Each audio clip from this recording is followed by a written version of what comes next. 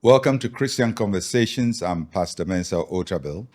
We've been talking about families and marriage, and children, and all of that. And today we focus on parenting, which is a byproduct of marriage. And when two people get together, they produce children and they have to raise a family. And it's not always easy to do that. So we hope that we can have a conversation that is of benefit to all of us as we seek to be very good parents. And I have with me Pastor Albert Okran of ICGC, the New Wine Temple. And Pastor Albert, you're most welcome. Thank you very much, Doc. Let's focus on Christian parenting. Does it add special responsibility because you are Christian parents?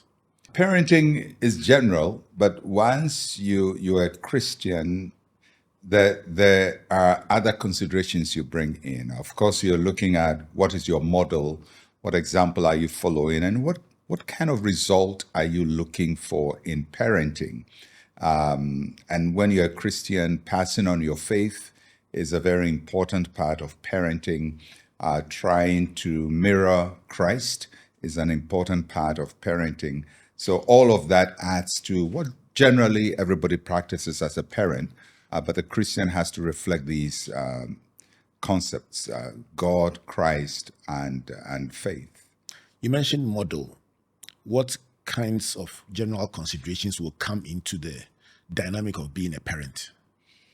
Parenting is primarily examples, setting example, because children come in with a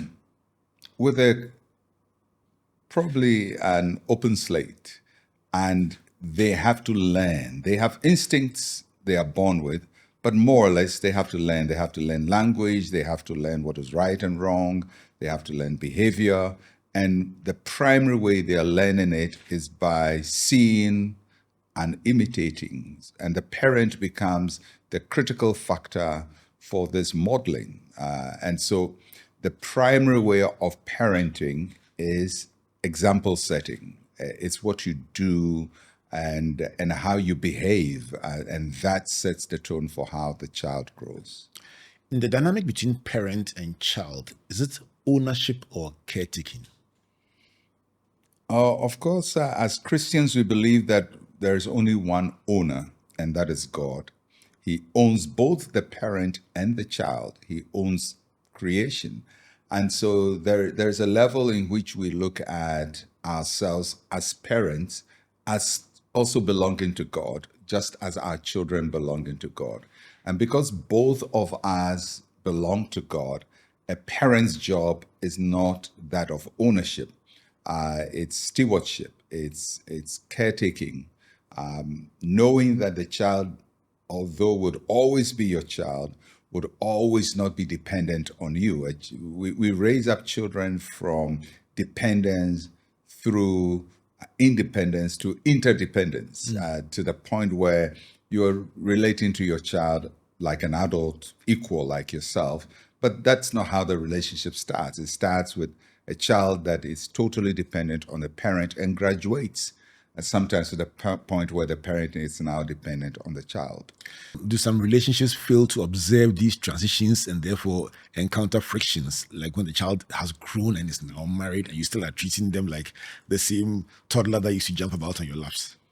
I think so. I think it works in many ways. First, there are parents who, right from the onset, see their children as their equals, which is a very difficult way to look at it.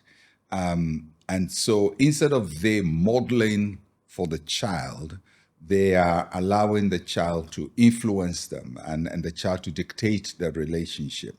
And I think when we start that way, we are treating the child at the beginning as if they have graduated to become independent people.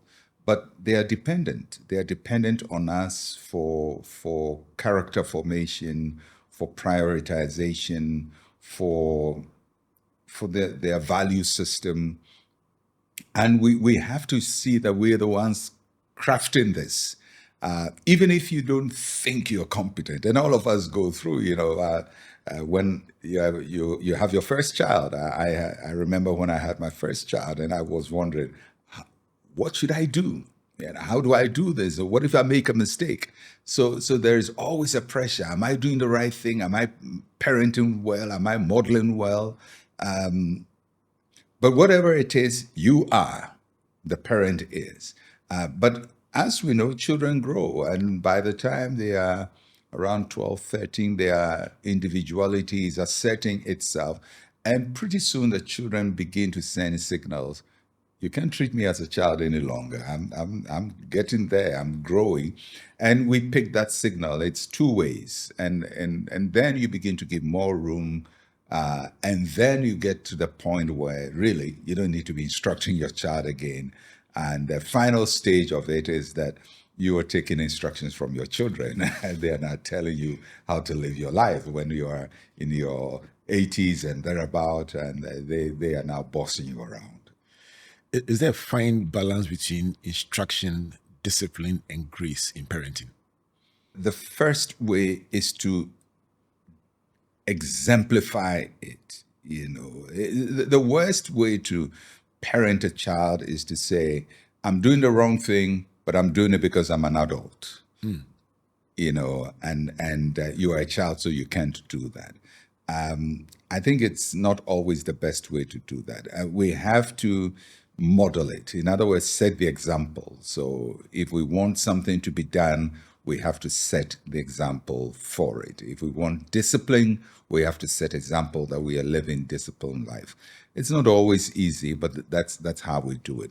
Of course, apart from setting the example, we have to say it. We have to verbalize and say, this is wrong and this is right, and so on. And then we have to reward it. And reward it. It may be in how we affirm what we give and what we withhold and all of that. That you don't want to reward bad behavior. You don't want to reward insolence. You don't want to reward pride and arrogance and all the negative things you don't want your child to be. So if your child is a bully at school, you don't reward him or her. You have to let them know that this is a behavior that does not require a reward. So you're modeling, you're talking about it, and you are judging by rewarding to determine that the values you are passed on are being followed. One of the most frustrating things of parents is when you begin to see the signs that the mistakes you made earlier in your life that brought you down, your child has started following that path. And many parents struggle to respond. They almost want to climb down and say, don't dare go that way. Pastor Otabil, how will you advise a parent who sees early signs that what you think is probably your worst mistake in life, your child has started treading that path? Most of the things we do in life are based on genetics because, we're predisposed to certain behaviors. So it's genetic.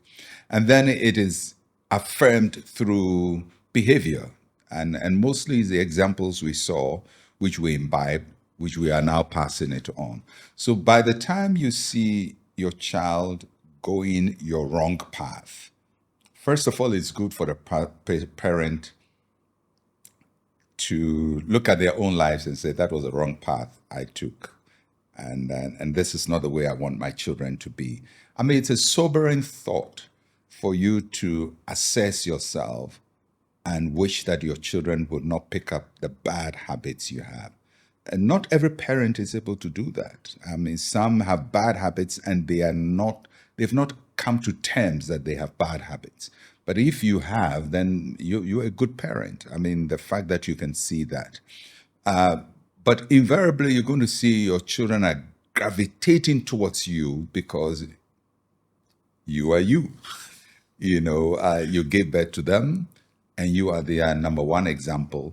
So invariably, you're going to see reflections of either of the parents or both of you, your temperaments, your character in there. And I think sometimes we overreact because we are too quick to want to resolve or to keep the children from behaving the way we have behaved. But hopefully, if you changed, you can also trust that your children will change. So you don't become too harsh to take them off that line, but you guide them quietly through a reward system, through verbal system, through modeling, and sometimes through conversations you have. And at the appropriate time, you can tell them, listen, when I was a child, I was like this, I went through this, and I didn't think it was the right way to go. I don't want you to go this way. Children won't listen anyway, but you have to tell them. And more than anything, nudge them out, and sometimes keeping them away from certain friends, keeping them away from making certain predispositions in terms of how they decide whether they're they're procrastinating or whatever. You just nudge them quietly, and over time they will choose their own path. Does it help when parents honestly tell their children that they faced the same struggles that they are facing? It helps, but I mean, my example or my experiences, they don't really care. Every human being thinks they are different and they won't repeat the mistakes others have repeated. So it's okay if you share your experiences. They learn later to say, "Oh yeah, my father told me that, my mother told me that," but that's from hindsight later. But most of the time, it's not going to make much of a difference. But you have to nudge them away, and sometimes to keep people from doing the right or to get people to do the right thing, you have to keep certain things from their path, which if you can afford, you keep it from their path. Sometimes it's friends, certain people whom you think your children should not be associating with because their temperament and that other personality are a bad clash, and you're trying to keep them away from that. So a bit of regulation. A bit of regulation, regulating whom they spend time with, what they spend time with, where they go. And as we know, children are going to be angry, they're going to be upset with you, they're going to think you're the worst human being on the earth. But if there is anything I've learned, as all of us, as we grow up, the people we love the most later in life are the people we hated the most earlier in life for the right thing. The teacher who was very strict, the teacher who was making you learn and made you learn mathematics and you hated maths, but they made you learn it. The parent who instilled discipline in you. I'm not talking about discipline in terms of abuse and negative behavior. I'm talking about people who really created a disciplined life out of you. My observation is, in later life, the people we love the most are those we hated the most earlier in life. So let me model a situation. I'm talking to one parent who says, I'm strictly guiding and nurturing the children. It would seem that the other party is very, very liberal, and I have a feeling that they love the other party more than me. And I'm wondering whether I'm losing my children and their love. What would you say, Pastor? Well, welcome to God's world. That's what God has been dealing with. I mean, when you read the Bible, he picks a group of people called Israel, and he says, you know what? I'm going to build a nation out of you. I'm going to make you so good that all the other nations will want to be like you. So this is how we're going to give it. First of all, these are my rules. So he gives them the law. And he says, if you obey this law, you'll be the greatest nation on earth. You're going to be the best people on earth. And the Israelites said, thank you, Mr. God, and thank you for all you've done and for delivering us and giving us water and food. But we look at these nations over there, and they don't have these rules we have here. And we think we love their world better than us. And that's the story of the Bible, where God is nurturing a nation, and the nation he's nurturing prefers the other life, and it gets them into trouble over and over and over. And so we bring it to our own life as parents, and you have the best plans. For whatever reason, human beings us included, and our children would always choose the wrong path. We will always be attracted to what we don't have. So even if we have the best life, the best parents, we'll be attracted to the West. Your parents says, you have to study and you have to do this, and the other guy's parents, they don't study. You love the liberty on the other side. You do your homework, they don't do homework. You love those who don't do homework, because we always love those whose lives are different from us, even if what we love is wrong.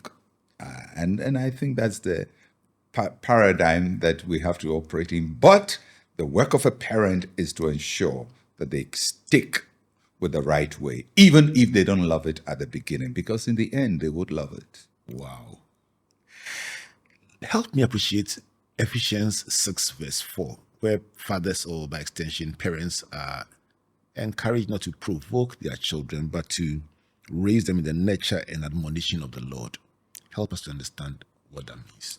The word provoke is a very interesting word. It's almost like poking somebody. You're poking the person. In other words, you are pushing the child into something wrong. And parents can do that. You can poke your child to an extent where they become so rebellious and very disrespectful. So sometimes in correction, you have to know, when do I stop poking and leave them? Because you can poke to a point where they snap back. And the last thing you want to do is to poke till they snap back.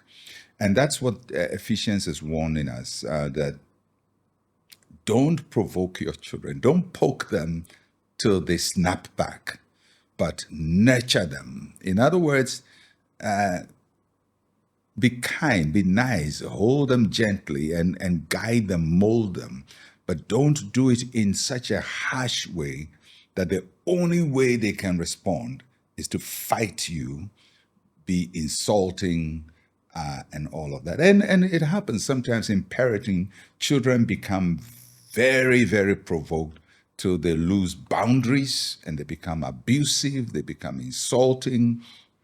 And sometimes they insult their fathers and their mothers back because you're poking them too much. And, so discipline is good, but you have to be measured and so that they don't snap back. And the Bible way is nurture them. And nurturing is not poking. Nurturing is taking time to mold something in the right way. Do you think that when they snap, they cross a certain boundary that they should never cross? Yes, because you don't want your children to cross that boundary. Because if they cross it, you hit your child, and one day he gets provoked and hits you back. He's crossed the boundary he may never recover from, and may never recover for the rest of their lives, because they're going to start resenting authority and fighting authority in such a way that they break barriers, they break rules, and then they get into crime and criminal behavior simply because you made them snap at the point when they should have kept their cool. So we have to really be careful that we don't poke our children to that. And I think the scriptures are very clear on that we don't provoke children to that level. From where you sit, having observed life, having pastored for so long, is it the case that sometimes what we see as one-off actions have long-term consequences that we don't even envisage at the time those things happen? I think there are certain boundaries that when people break, it's difficult for them to get back in line.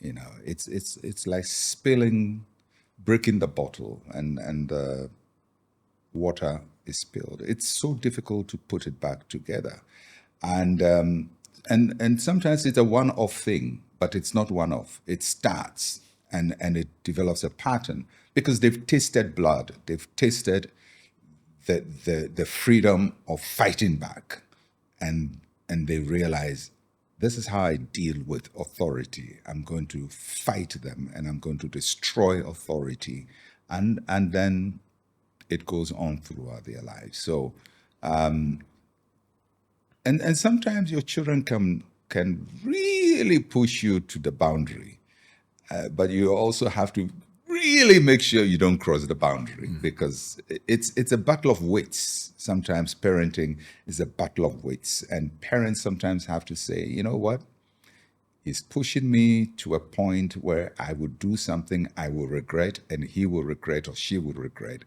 and I will not be the first to cross the line because if I do, we can't get back behind the line again. Requires a lot of emotional intelligence and self-control.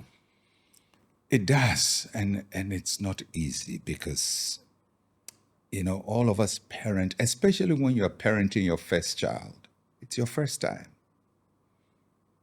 and you don't even understand consequences. And sometimes, if you look at children, first children suffer a lot because sometimes the boundaries are broken with them. By the time fourth children come along, the parent has learned. But by the first, second children, sometimes the worst mistakes are made.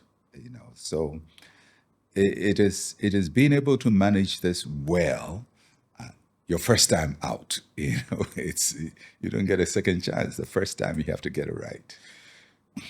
Do parents inadvertently outsource this role, this burden, this challenge to school, church, and social media and abdicate that responsibility altogether? Sometimes, because the children spend more time in school than at home. So sometimes we think, oh, the teacher would mold their character, and much as children learn from teacher, they learn subjects from their teacher. They don't really learn behavior from their teacher, but they learn knowledge from their teacher. They learn behavior from home. Character is formed from home. Knowledge is formed in the classroom. So if the character is not properly formed at home and they confront contradiction in school, a teacher who is two-timing, a teacher who is not honest, a teacher who is cruel, they don't have the character to deal with this that they see in school. And so if what we should do at home is lost, then the bad examples outside will begin to creep in. So I think the time parents have with children may not be a lot, but it's the most significant. It could be just a few hours before they go to school in the morning, a few hours after they come from school, weekends, holidays. It may not seem like much, but those 30 minutes, 1 hour, is far more than 24 hours that the teacher has in terms of the imprint it has on the child. Do you think that sometimes parents underrate the impact that the short time they have can have on the children? I think so. In my generation, when we were growing up, parents were, I don't know, I think they took it for granted that the children belong to everybody. So everybody's parent is trying to discipline you. So sometimes there's conflict. Your father says, don't eat toffee. You go to Mr. So-and-so's house and say, oh, come and take the toffee. People think it's a good thing. Like they say, it takes a village to raise a child, but it takes a village to destroy a child. Because most times in that multitude, there's a conflict of values. The values my parents are trying to teach me at home may be different from the values of Mr. So-and-so. But Mr. So-and-so thinks he has a right to, he can even whip me if I'm wrong, And so what's his value system and how does it work with my parents? So in my time, a lot of children became community children and don't have a clear moral anchor in life because they're being shaped by the community with various value systems. And I don't think that is the smart way to raise children. There has to be a clear sense of where I get my values from, and it should be from my parents. So let me model another scenario. A parent comes with their child into your space. There's chocolates there, there's sweets there, something, condiments. And then you tell the child, you can have it. Then the child looks at their parent. Obviously, they probably have been told, you can't do this. What is the ideal thing that you, the host, must do? Well, I even with my grandchildren, whatever they ask me, most of the time I would refer to their parents. So and so wants a toffee. What do you think? They want this. What do you think? Or I say, go and ask your dad. Go and ask your mom, because you don't want to confuse where the morality is coming from. Even a grandparent, it's not a parent; it's grandparent. You are above parent. So right against so many people's practice. Yeah. So you have to know that yes, you're parent to the parent, but you're not really parent to the child, to the grandchild. So we have to have the discipline to know, especially those of us who are older, that you don't have control over everybody's child. And you can determine their values. And you can determine you can eat this, you can eat that, you can take this, their parents are setting the rules. And we have to respect what the parents are trying to do with their children and how they want to raise their children. You have to respect the children must not be confused as to where their morality is coming from, where character is being formed, and we mustn't confuse them. You alluded to briefly to something in our last conversation I would like to revisit about never comparing children. And you said it's an absolute no. Help us to appreciate even that ability to see the uniqueness in your children and support them on their paths.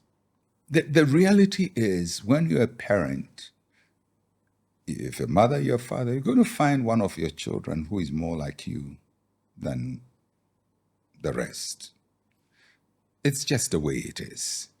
And depending, some may be more like you and you hate them because they are more like you because you don't like you. And some may be more like you and you like them because you get on very well with them. I tell my children that I relate to them in two ways, as I relate to their mom and as I relate to myself. So there are things they do and I say, this is their mom's behavior. And I've lived with this woman for 40 years, and so I can handle my children because I see if I didn't have a good relationship with their mom, I wouldn't know how to handle that aspect of behavior, which I think is more the mom's temperament. And then there are things they do, and I say, this is me. I can process my thinking and I know where this is going. And based on just that reflection on myself, reflecting on my wife and how our temperaments are and how we deal with each other, it's helped me to talk to the children. So I think just that consciousness helps. When it gets to the grandchildren, it's more complicated.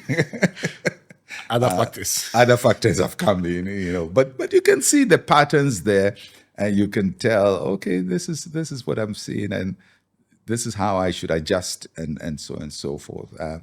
So I think the tendency to like one more than the other, prefer one more than the other, is very, very tempting.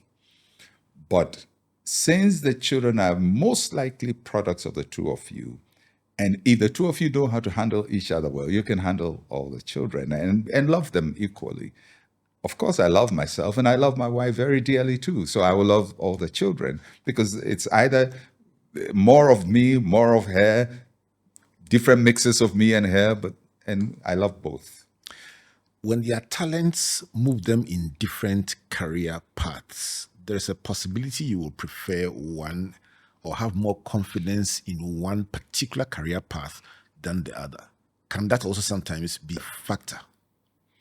Speaking from a personal point of view, all the careers my children have chosen, I can reason why they've chosen those careers. Because looking at between me and their mom, I can tell why this is like that and this one chose that. And it's very predictable what they are becoming and what they've chosen. Children don't go too far away from their parents. they grow very close to their parents. I mean, they mimic their parents in very profound ways, and even when we don't see, they are.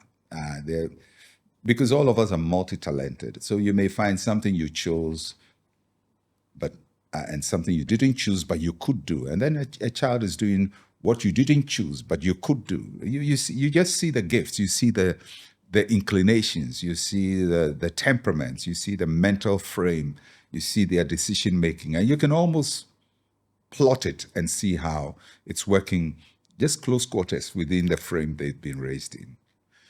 So let's talk about Timothy. And Paul says, this faith, it was in your grandmother, then your mother, then in you. Let's talk about transgenerational faith or transmission of faith from generation to generation. How easy or difficult is it?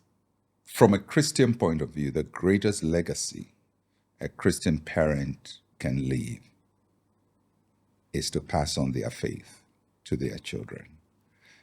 Because that's the core of your being. That's the most important aspect of you, what you believe, who God is to you, who Christ is to you.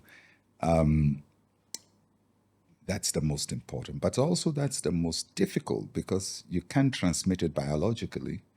And you can't just leave the school, the educational system to do that. You have to impart it.